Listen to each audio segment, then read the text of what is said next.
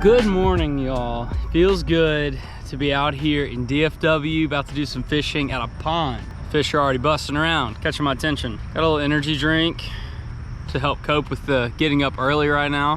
This is the first time I have been fishing in DFW in a month or more. I don't know if I went fishing here in the month of June, but July, buckling down. We're doing the same content you're used to seeing. We're gonna explore these ponds. We're gonna catch some fish, hopefully, but it doesn't mean we're gonna either have to fish pretty early in the morning or really late in the evening. And honestly, late in the evening right now, that means like 8 p.m. So we're up, got up, and I'm out here. It's 6:35. Sun's already coming up a little bit, but I feel good. It feels nice and cool out here. I'm at a little pond that I fished quite a bit before, but it's been a while. It's been a long time.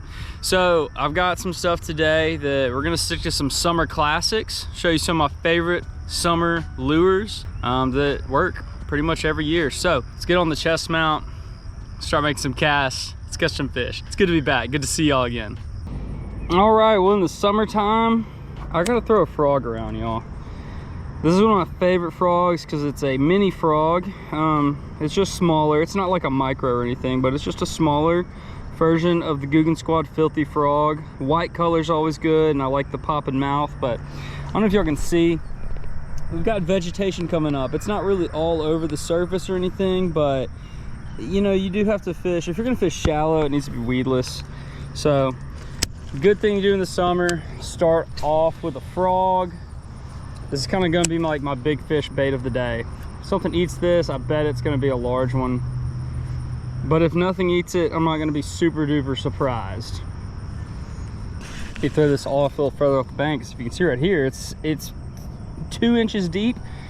Not deep enough for a big bass in my opinion. So there we go, further off the bank that time.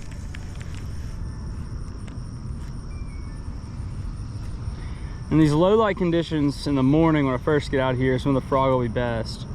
And then we'll switch to lure number 2 pretty quick. Personally, I don't like to really fish a frog like open water too much, so I'm gonna stick to throwing this down banks. If there's a lot of grass on the surface, that's what will get me super excited to throw a frog. Other people will swear by a frog for anything in the summer, but I like structure and cover.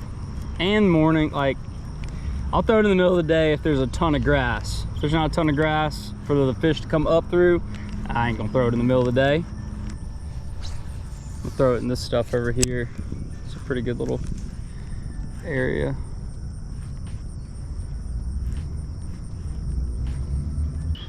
Okay, I'm gonna go ahead and rig up my second rod with my lure of choice for the day for the whole summer, and that is a Wacky rig. And I just want to show y'all a few colors of Senkos I got. So this is my number 1 color for most situations. This is green pumpkin. If there's any water clarity at all, green pumpkin will make them bite. Another classic for me, purple. This is purple with emerald fleck. Just a dark color. If the water's pretty muddy, you can throw a purple worm, or if it's really overcast outside, purple will always work, or like a black and blue kind of thing. And then the one I'm excited, I've never thrown this in my life. I have got green pumpkin red with chartreuse tips. I think that little chartreuse tip might be a game changer, might get a lot of bites, help with visibility from a distance, and it might actually make action look a little better as well. So let's go ahead and rig up a worm and get it on my rod.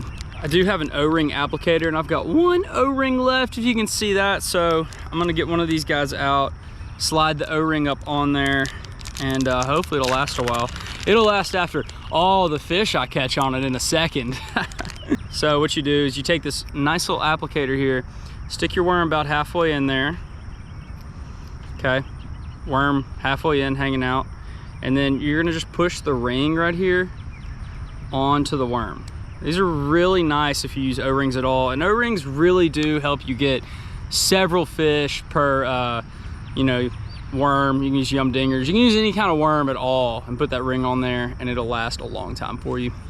Okay, I am throwing it on my BFS rod and reel today. It was just already rigged up with a Wacky rig, and honestly, it's really fun to throw a Wacky rig on this bad boy. So what I like to do is I'll take the hook, and I don't want it sitting like that on the worm, if that makes sense.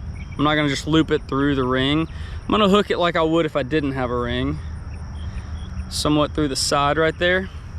So I get something like that, okay? All right, now we're ready to throw this around. If they ain't eating the frog, which that's gonna happen.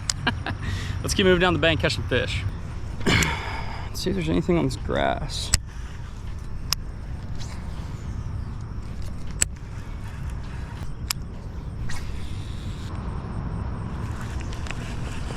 Not too surprising that I haven't gotten anything on top water.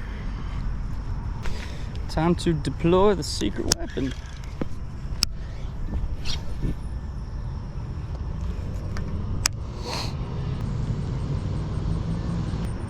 Golly, it's shallow.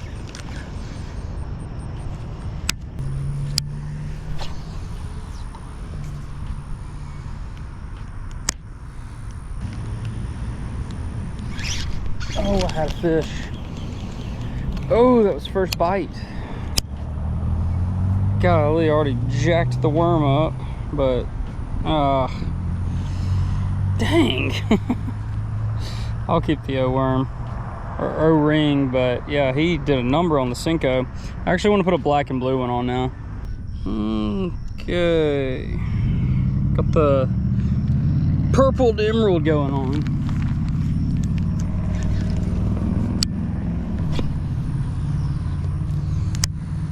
Good sign, I actually got bit though. All right, y'all, well, I don't think it's happening here, so I'm gonna go ahead and go home, and I'll probably come back in the evening time to a different spot, not this one. Feels like I've just been out of the game for a minute, so I gotta figure out what's going on. So I'll probably hit another one of my favorite spots just to see if there's any life going on there. I didn't see fish busting, rolling, eating, nothing here. And yeah, I got up early, so dang. Let's see if evenings are the move. I went fishing yesterday morning at a different spot and didn't catch a dang thing. So today is about redemption, making sure I still got it. I can still catch something in this area. I still kind of know what I'm doing. So it feels really good right now. I already messed up and left the SD card for my chest mount at home. So we're just probably gonna rock the tripod, which is fine because it makes you feel way cooler when you don't have those straps kind of constricting your shirt in the summertime. You feel way better, so I ain't mad about it. I mean, I'm a little upset, but let's go ahead, just start throwing around what we brought and see if we can catch some fish. All right, y'all, lure number one we're gonna start with is the BFS underspin. This is the sneaky spin, and then these are some new little swim baits on it. I don't know the color. Actually, I can get that for you in a minute if they catch anything, but I know they are Strike King Rage Tails. I think they're 2.7 inches, but this thing normally works. I don't know if I need any sunlight flashing or anything to help it out, but I'm gonna start throwing it around, covering some ground before I fish slow.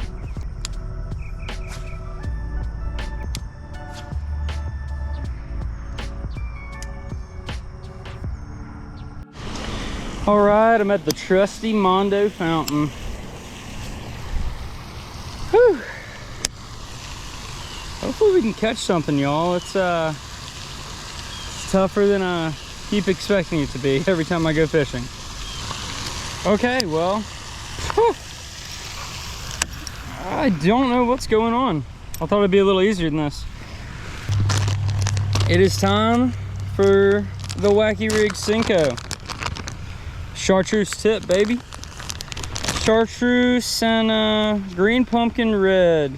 No O-ring on this one. Just gonna be getting it out there and letting it sink. Boom. Got it on the spinning rod today. Let's do this thing.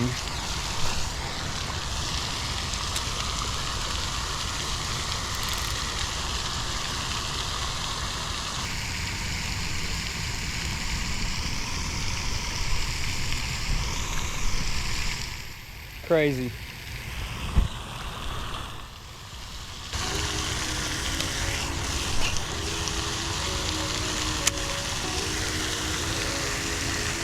Oh, I just got hit. I got a fish, y'all. Yeah. Woo. He ain't bad. He ain't bad. Finally. The grind has paid off. Oh, he thumped it. No doubt in my mind I had one. Don't come off. Ooh. Oh, he's fighting me.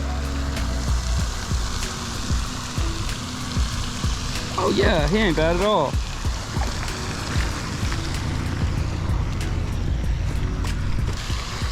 That's the healthy chunk I'm used to out here. I'd say he's about a pound. He's over a pound. I wouldn't give him 2 though, but such a fun fight. All right, all right. I knew my little Cinco was gonna work. Just gotta put it in the right spot, you know?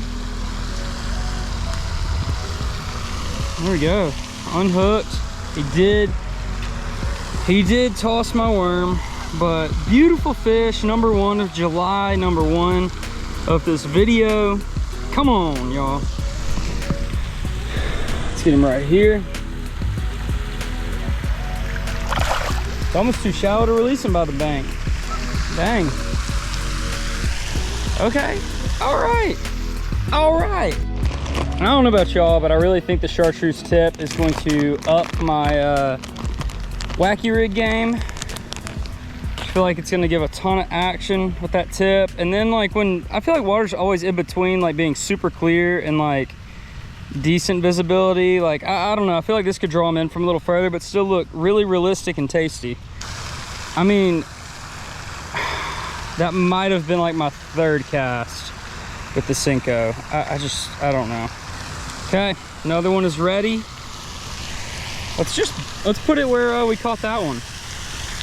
Kind of throw into the right of where all the commotion stops from the fountain, just because I don't really know what it looks like if they're looking up and all that's on top of the surface. I feel like they could see a little bit better over here, but I also still think the fountain draws them in. So, all right, let me show y'all how I like to fish my wacky rigs in case you've never tried it. So wacky rig, I mean, I want to put it next to cover if I can, but it's one of the baits I've got confidence I can just chunk it out in the middle. And I think fish are deep right now, so we're just gonna send it out in the middle, and I'm gonna close my bail. I like to fish it on a spinning rod. I'm using 15-pound test braid and 8-pound test fluorocarbon leader. You notice I've been letting it sink. I haven't moved it at all. I'll even like leave a little slack in my line on the fall so that it can just shimmy down, do its thing. Now when I'm ready to work it, I'll lift my rod tip straight up to work it. Like I'll pop my rod tip straight up. I don't want to pop to the side or anything. I want to bring that worm higher on the column. So I'll be like 1, 2, 3, 4, 5. And then I'll kind of get the slack out of my line after that and let it sink at least 3 seconds, but probably like 5, 6, however long you can do it. Sometimes the longer the better. And then I'll just come back in 1, 2, 3, 4, 5, 6, you know, like whatever. I'm just gonna like pop it back up in the water column so it can sink again. That sinking action, I believe, is when you're getting most of your bites, but just repeat that over and over again and you should catch some fish. All right, well that's about all I got today, y'all. Little, you know, rough first trip back to the DFW area, but it's still pretty good. Let me know if you're enjoying the trapping series I'm doing on my YouTube shorts, if I should do some type of long form video for that, or just maybe go fishing with the bait that I've been catching in the creeks.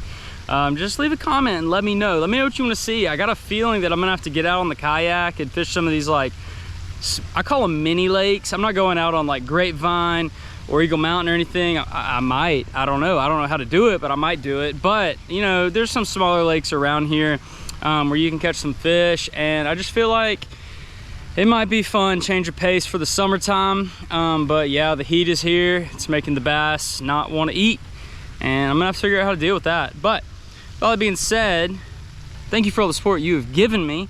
Hit the like button, leave a comment, and make sure you are subscribed to the channel so you won't miss out on any future Texas bass fishing action. All that being said, I will catch you in the next video. Peace.